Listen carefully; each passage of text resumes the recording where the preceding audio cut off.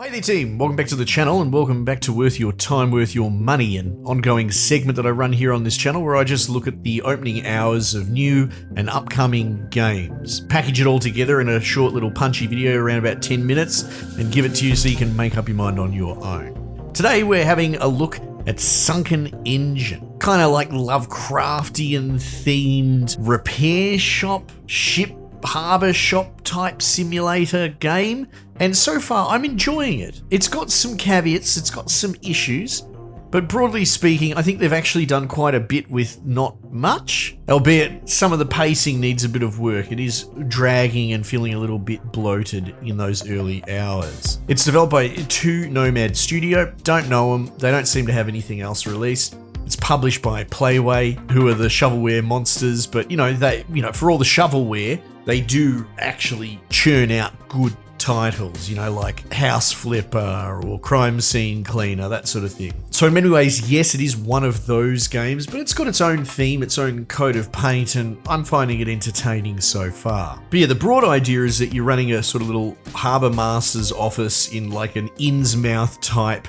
location straight out of a Lovecraft novel. There is a bit of a story, like a carrot on the stick in the background, and during the course of my time recording it, I reflected on the fact that a game should lead with its gameplay first and story second, and so this is a good example of stuff we're seeing more and more in these sim game markets, right? A lot of them have you could call it flimsy, right? But I would call it secondary.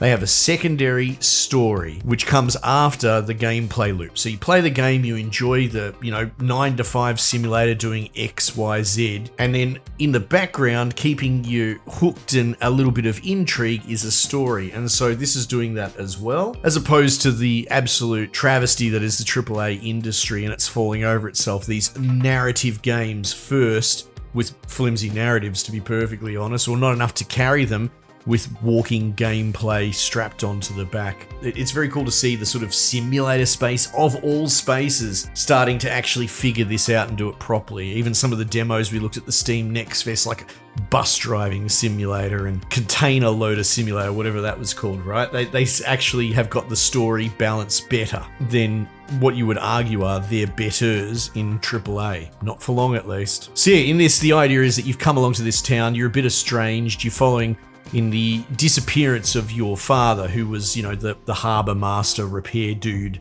And so you've inherited his shop, you're getting sent letters from the local mailman and all that. So there's an eclectic cast of locals and characters to interact with. It is all a bit eerie and you're warned in the letters, maybe careful who you trust. So it's meeting that story out, arguably at a really good pace. There's that curiosity, what happened to Dad? I don't want to spoil what has been revealed because there's been some interesting stuff. May or may not involve the Necronomicon. But yeah, it's an interesting hook. But of course, that plays second fiddle to the gameplay loop, which at the moment, and the most glaring problem is, it is paced slowly, and I can't figure out if that's just a misstep of pacing from the dev's perspective, or if it is an actual attempt to bloat out the game to make up for lacking mechanics later on. It's always a bit tricky there, and I'm only looking at it for so long before I do this video. So much so that even in my time with it, I haven't really had any hands-on repair work with ships. It's been pretty much 3 components of the ship interaction, which is to say, well, you answer like fax calls and accept them, which is a cool little touch, and the ship will come along and dock, and basically you just have to clean it. It's a cleaning simulator in the early going.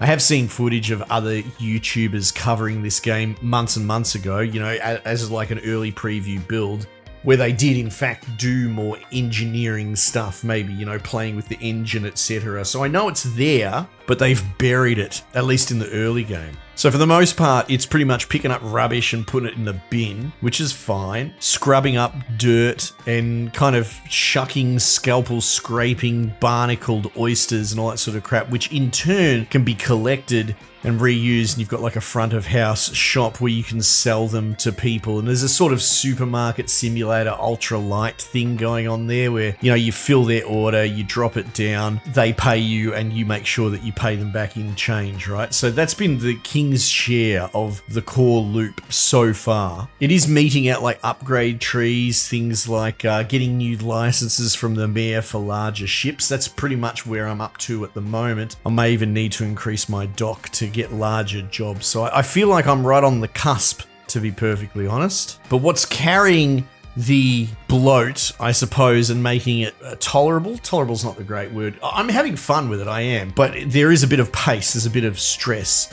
So there's always someone dinging on the front door. Once they let you out of the prologue tutorial, that is, there's always a fax going off. Everything's beeping and dinging. Someone's knocking on the door to deliver the post. You've got a sanity bar that seems to be degrading very fast, actually, to the point where I wonder, is it going to let me reset it? Because my max sanity's dropped so much that I think I'm perma-insane, or at least starting to see these like red speckles. It's a cool effect, and the only way to counter it is smoking on your pipe, which is pretty cool. So it's got that eerie sanity creeping in, or insanity creeping in kind of vibe that you would expect from these type of games. Less about jump scares and more about eerie suspense and build up, but then making all of this stuff happen at once, so it's a bit of a plate spinning simulator. I don't think there's really much of a penalty for not going fast, but you still feel that pressure, right? And that helps sort of mitigate the fact that it is a bit rinse and repeat, at least in the early days. And then coupled with that, there seems to be some other mini games that I'm just sort of getting around. Like there's a fishing thing that I haven't quite figured out. Want to fish during storms, it'll give you pop-ups warning you of that. But of course, that's dangerous work apparently, I think, because you're hanging out on the end of a dock and you're more likely to go insane. There's different places around town that you can explore and teleport to, depending on whether it's day or night and what's open or closed. I still want to check out the church, but I've been to like the general store and the mayor's office, and it's not that you go out in the streets, you kind of just click on the map and it teleports you to that location. And that's what I was saying at the opening. It's doing a lot with less, which I find personally a bit impressive. Like the character models I think are really cool. I like the art style and all that. And they don't really animate or do much, and when they finish up at your shop they just float off into the distance, but it's fine. It does the job. I've talked about this in other videos, like voice acting and lip syncing, and a lot of this stuff is overrepresented and considered like an important part of game development. It really isn't. It's extra dressing, but I tend to feel that if your game isn't good and yet it has lip syncing in it, that to me is a huge red flag that there's something really wrong with your development process, because you should worry about having a good game first, and then who cares if your character's lips don't move? Like, that's super secondary stuff. And yet the industry has kind of been gaslit, and in turn gaslit us as customers, or at least mainly normie customers, into thinking that sort of stuff actually really fucking matters, and it does not. Anyway, Sunken Engine. It's okay so far. It's cool. Like, it's not blowing my socks off or anything like that. There are aspects of it that are impressive. My patience is running out a little bit with it. Depending on how I've rolled this video out, there may be footage already up on the channel. What we've been doing is like split content where I do these summary videos, because I know a bunch of you enjoy them and you don't really want to sit around watching me play a game and fumble through it all the time. I understand it, but inversely there are other people that's exactly what they want, so we put up both content. So if it's not up already, it will be within the day, at least the first episode, and we'll just see how it goes, and if people are enjoying it and want to see more, we'll keep scratching at the surface and see how deep this game really does go. Anyway team, enough from me. Might just leave it there for the time being, and I'll catch you guys on the next one.